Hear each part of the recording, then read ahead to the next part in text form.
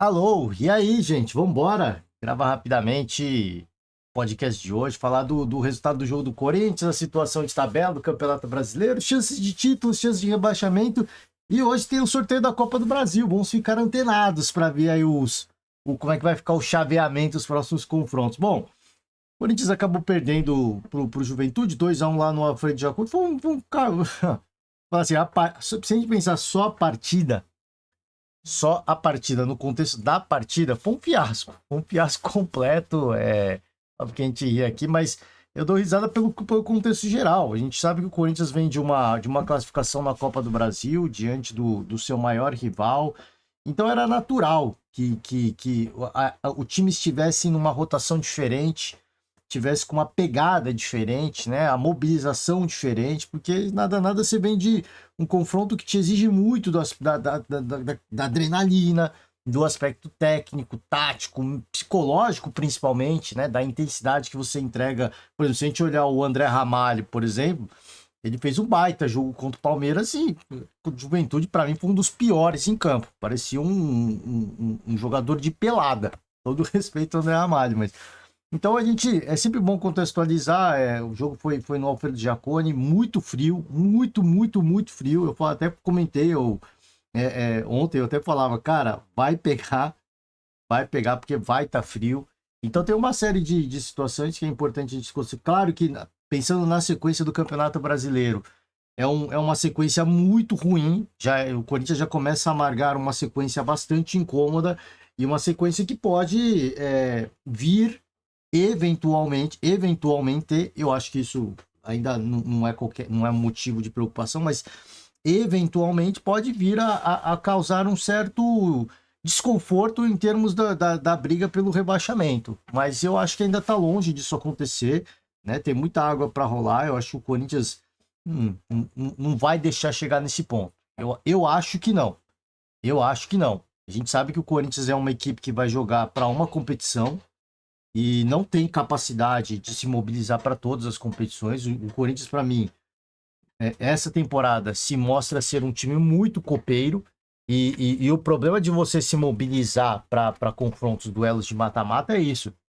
Que você deixa tudo dentro de campo e isso te custa depois. Num jogo, num campeonato de pontos corridos como é o Brasileirão, isso pode custar. Mas nesse momento, eu ainda vejo tudo em ordem. O Corinthians não vai brigar por título, não vai brigar por Libertadores. Eu acho que eles estão ok com isso. E também, nesse momento, não briga contra o rebaixamento. E briga pelo título da Copa do Brasil. Então, eu acho que nesse momento tá ok para a gestão do Corinthians, até porque a gente não falou, mas se tiver uma oportunidade de falar melhor, o Augusto sofreu um impeachment, ainda demorou, né? Veio tarde. E eu acho, eu de verdade, eu acredito muito no trabalho do Osmar Stabile. E desde o primeiro momento que eu vi, eu não sei porquê, posso estar enganado. A gente sabe que a politicagem do Corinthians ela é muito intensa, né? Ela é muito intensa, mas assim, num primeiro momento eu gostei do que vi. Eu fiquei com uma boa impressão do Osmar Stabile pelas primeiras palavras.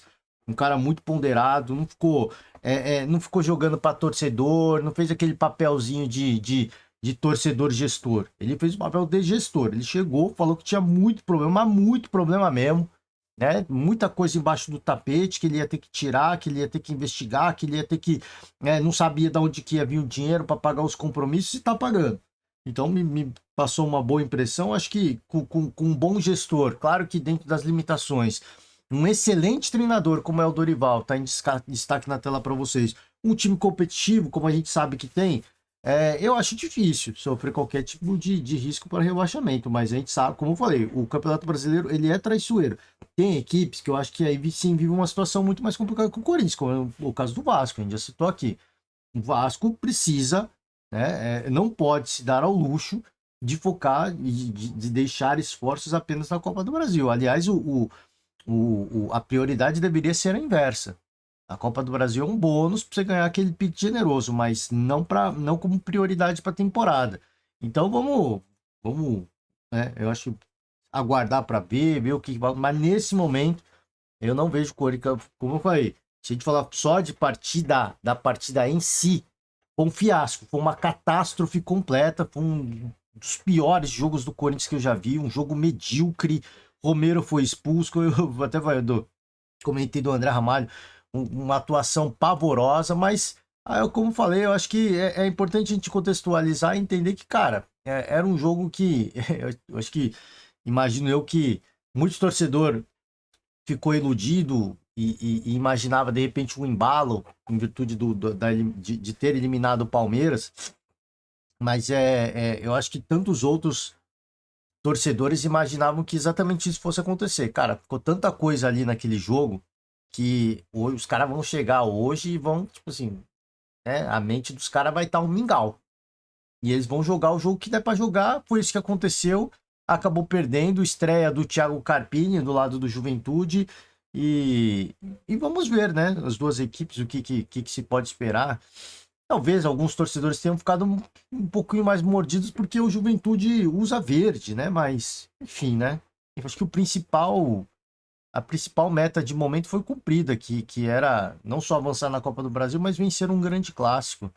Então, tá aí, né? Palavras do Dorival, ó, víamos conseguindo boas partidas, mas sem conseguir os resultados. Hoje foi o contrário, fizemos um jogo muito abaixo daquilo que estávamos jogando, resultado mais do que merecido do nosso adversário. Temos que entender o clube onde estamos, a competição que disputamos e buscarmos os pontos.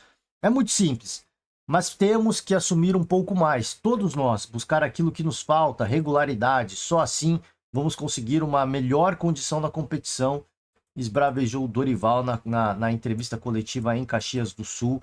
E regularidade vai ser muito difícil, Dorival. Você sabe disso. O Dorival, obviamente, cobra, mas ele mesmo acho que sabe o quão complicado é para de repente conseguir uma regularidade com essa equipe do Corinthians. Ele sabe disso. Ele é um técnico copeiro também. Ele é um técnico copeiro também. Nos últimos trabalhos, ele mesmo não conseguiu pôr uma certa. Conseguiu com o Flamengo, que também é um time. Aliás, não diria nem com o Flamengo, porque os últimos dias de Flamengo, e até por isso o contrato dele não foi renovado, foi um fiasco, né? Apesar de ter conquistado. Eu não tô falando que tá certo. Apesar de ter conquistado 2 títulos com o Flamengo, os últimos resultados acho que frustraram a gestão rubro-negra, e ele acabou não renovando. E eles optaram por não acabar renovando e trouxeram, na época, o então técnico do Corinthians, Vitor Pereira, né? Então, decisão péssima. Hoje a gente sabe que é uma decisão péssima. Mas, enfim, a gente sabe que o Dorival é um técnico muito copeiro e regularidade é muito complicado, né? Eu diria que se ele tivesse um time muito bom como ele teve o Flamengo, já era difícil e foi difícil, ele não conseguiu. Imagina com o Corinthians, que é um baita time também, mas que se a gente for pensar numa composição de elenco é muito complicado, né? É muito difícil. Bom, vamos lá. Corinthians amarga sua pior sequência no Brasileiro e chega a 10 partidas com uma só vitória, tá? Que por Gabriel Oliveira, últimos 10 jogos, ó, 0-0 com o Galo, 0-0 com o Vitória, 1-1 com o Grêmio, perdeu do Red Bull Bragantino, aqui venceu o Ceará, e aí vamos, ó, perdeu do São Paulo, empatou com o Cruzeiro, empatou com o Botafogo, empatou com o Fortaleza e perdeu aqui do Juventude, uma sequência realmente bastante frustrante. Isso obviamente vai custando o Corinthians em pontos, mas como eu disse, neste momento, se a gente olhar a tabela, eu não vejo isso. Deixa eu pegar aqui até a tabela, acho que eu não abri a tabela. Eu não vejo risco ainda, tá? E eu acho que até pelo elenco que tem o Corinthians, esse risco ainda tá um pouco distante. Ó, Juventude tá aqui, ó, apesar da vitória, permanece na vice-lanterna, mas fica mais perto em pontuação. Ó, eu não sei não, o cenário aqui tá se desenhando. Eu tô achando que com o Carpini, mais uma vez, o Juventude vai se salvar. E vai sobrar pro Fortaleza e pro Vasco, viu? E eu acho que vai... Ou pro Grêmio. Ou pro Grêmio também não tá numa situação muito boa. Ó, o Corinthians já vem aqui, tá com 22 pontos, tá perto. 6 pontos do Vasco. Mas como eu falei, o time, aqui embaixo, assim, às vezes o torcedor fala, ai, tá passando pano, vai falar, o torcedor vai falar, o torcedor, qualquer torcedor, né, pode virar e falar assim, ai, tá passando pano. Gente, é só você olhar a sequência de quem tá aqui embaixo. Tá todo mundo fazendo uma baita de uma força pra cair também. Ó o Bragantino tá doidinho pra entrar nessa festa. O Bragantino está doidinho pra brigar pelo rebaixamento. Tá doidinho. Então você vê assim, tem tanto time fazendo tanto esforço para cair, que eu não vejo o Corinthians hoje nessa situação. Se o Corinthians fosse, tipo, tivesse com a pior sequência dentre todos que estão aqui embaixo, eu falar, pô, o risco é perigoso, hein? É perigoso. Mas não, você olha a sequência de todo mundo. O Santos tá melhor, mas você olha a sequência de todo mundo. Ah, o Juventude Sport ganhou agora. Ganhou agora, mano. O Corinthians também ganhou há umas partidas atrás. Já não tanto tempo atrás, mas veio umas partidas atrás. Então, assim, é todo mundo ganha, perde, empata numa sequência assim que ela é natural das equipes que estão lá embaixo da zona do rebaixamento, e tem uma equipe que estava no topo brigando pelo título que está em queda livre. E vai aparecer ali num curtíssimo espaço de tempo, você não tenha dúvida. Então, eu repito, não é passando pano, é porque eu acho que está todo mundo tão mal que eu não vejo hoje o Corinthians numa situação tão crítica. Perigosa, aí a gente não pode ser leviano. Perigosa, sim, mas eu não vejo numa situação crítica de, meu Deus, precisamos pontuar, senão seremos rebaixados. Não, longe disso, longe disso. Neste momento, tá? Claro que a sequência ela vai contribuindo para minar com a confiança da equipe. Mas eu vejo o elenco corintiano em condições de repente, precisar se mobilizar para o Campeonato Brasileiro, de conseguir fazer essa tarefa e conseguir mais alguns pontinhos para fugir desse risco de qualquer risco de rebaixamento. Estatísticas do Campeonato Brasileiro, o Flamengo obviamente tem uma porcentagem maior, a gente até falou sobre isso ontem, não só por ser o líder, né? Por Rodrigo Breves e Valmir Storti, não só por ser o líder de momento, mas também ser o campeão aí, o líder do primeiro turno, campeão do primeiro turno, digamos assim. Então a porcentagem naturalmente ela é maior e tem vários critérios de desempate, de desempate não, vários critérios estatísticos que são usados para fazer esse cálculo, antes que qualquer um se exceda, né? Fique bravo. Existe uma série de cálculos, gente. A sequência, como é que joga fora de casa, como é que joga dentro de casa, a quantidade de gols sofridos, a quantidade de gols marcados, quantidade de cartões. Eu acho que deve entrar na conta até porcentagem de conversão de penalidades, bola parada e tudo mais. Então, tudo isso entra no pacote, tudo entra na balada. E naturalmente, como foi? Naturalmente, por ser o líder de momento, campeão do primeiro turno, a pontuação, a porcentagem ela é maior. Né? Ela é maior. E é justo, eu acho. Nesse momento não tem muito o que se discutir, né? Às vezes tem gente que fica meio chateado porque um tá melhor que o outro na tabela e fala, por que esse time tem mais porcentagem que o meu? Calma, tá? Calma, são várias, como eu falei, são várias coisas. Se você pegar aqui, ó, Bahia. Bahia está à frente do Botafogo na tabela. Aí vai falar, mas por que o Bahia tá atrás do Botafogo? Uma série de critérios estatísticos, tá no final do artigo aqui, ó. Então, o Flamengo mais de 38%, Palmeiras mais de 30%, o Cruzeiro mais de 22%, e aí vem na sequência, Botafogo com quase 4%, o Bahia com quase 2,5% e o Galo com quase 1% de chance de brigar pelo título, tá aqui todas as equipes, até o Juventude tem uma chance quase nula, mas existe. Você vê que a estatística é assim. Se todo mundo de repente decide perder, quem está embaixo ganha dos que estão de cima e o Juventude ganha todas as partidas a partir de agora, a combinação de resultados permite. Vai acontecer? Não vai, mas a chance existe. Se você fizer os cálculos, se Flamengo perder todos os jogos, Palmeiras perder todos os jogos, Juventude vencer todos os jogos, fulano perde, ganha uma certa porcentagem, e o Juventude é campeão. Existe essa chance. Existe essa chance. Se vai acontecer? Não vai, né? A gente sabe que não vai.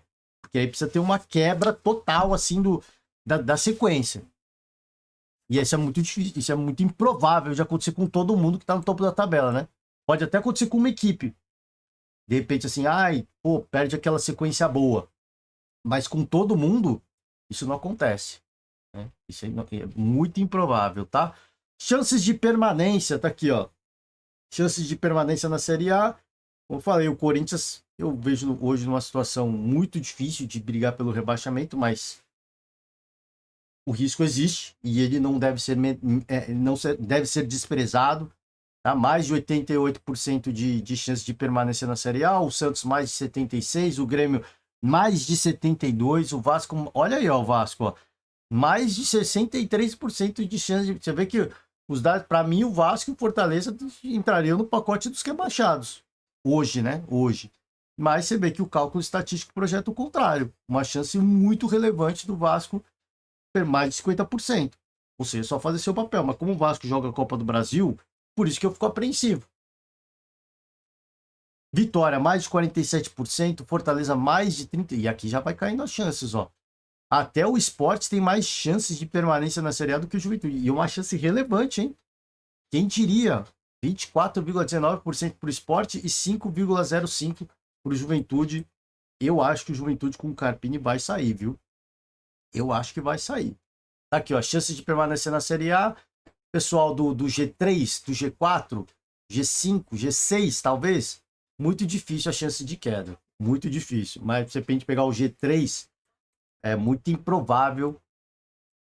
Quase nulo. Quase nulo a chance de rebaixamento. Quase nulo. Daqui a pouquinho eles chegam no 100%, né? De chance de permanecer na Série A. Então tá aí, chances de Libertadores, ó. Flamengo, Palmeiras e Cruzeiro, mais de 95% os três juntos. Flamengo quase 100%, tá quase lá. Botafogo tá bem, Bahia tá bem, o Galo tá bem, o Mirassol também tem uma chance boa, não tá bem, mas tem uma chance boa. E o São Paulo também, uma chance boa de G4 e G6. Tá aqui as chances, ó. De G4 e de G6. Né? Se pensar em G6. Isso aqui foi de G6, tá? Isso aqui foi de G6. G6, obviamente, a chance é maior, porque tem mais duas vaguinhas. Enfim, né? Enfim, tá lá, ó. Todo mundo, até o Juventude tem como. Até o Juventude tem chance. Se tem chance de título, tem chance de G6. E aqui a metodologia. Se você estiver bravo com algum dado aí, é só você analisar as variáveis, entendendo por que, cara, meu time pode não tá tão bem, estando melhor na tabela, estando melhor posicionado. Vamos embora? Sorteio da Copa do Brasil hoje. Vamos acompanhar aí, né? Às 10 horas, daqui a pouquinho, esse horário que a gente está gravando, daqui a pouquinho começa o sorteio. Amanhã a gente está de volta para comentar. Amanhã ou depois, não sei se amanhã a gente vai ter tempo, mas a gente volta para comentar aí o chaveamento, como é que ficou o sorteio da Copa do Brasil, tá? Ó, times classificados: Atlético Paranaense, Atlético Mineiro, Bahia, Botafogo, Corinthians, Cruzeiro, Fluminense e Vasco. Vamos aguardar. Só tem cachorro grande agora, apesar do Atlético ser o único que está na Série B. Só tem cachorro grande. Agora vai valer. Agora o bicho vai pegar. Já pegou e vai pegar legal, tá? Vai pegar legal. E saiu por hoje, gente. Valeu demais. Forte abraço. Como eu falei, amanhã ou depois a gente tá de volta. A gente vai voltando ao longo dessa semana aí para comentar. Vão ter Libertadores, vão ter Copa. Libertadores não. Sul-Americana, Libertadores aí nesse meio de semana.